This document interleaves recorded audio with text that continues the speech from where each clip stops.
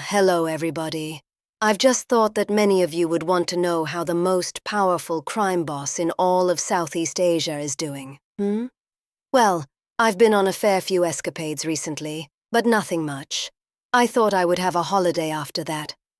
Awful fiasco with the bloodhound of Florencia. I decided to go to Murmansk to see if there were any nuclear submarines I could borrow.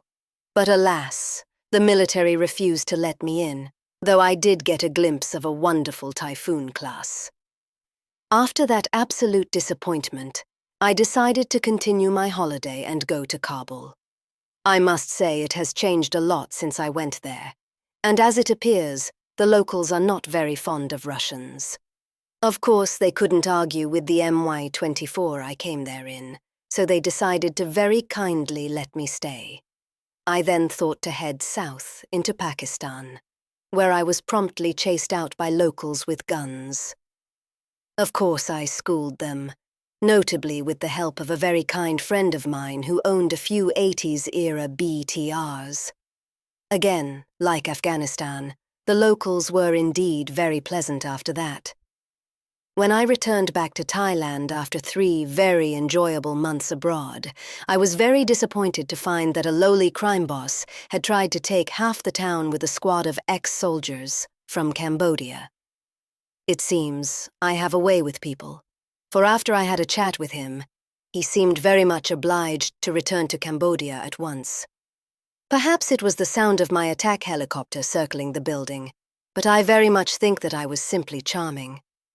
I decided to go on another holiday 2 months later, as the Americans had decided to send another one of those CIA units to bust my trades.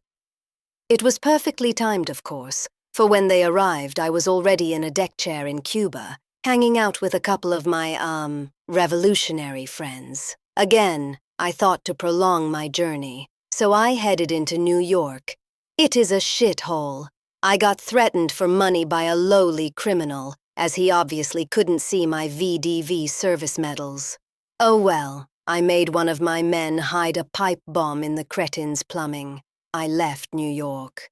Back in Thailand again, I was delighted to see that I had received a shipment of Soviet T-90S, 3 to be exact. I must say, they are fun to drive around town. It's as if the locals know my generosity towards them and step out of the way. After about a month of my joyrides, I retired to my house in Moscow for a little while to relax from all the excitement. It is a large house, but as I can't give 2 shits about cleaning it, it remains without carpet and wallpaper.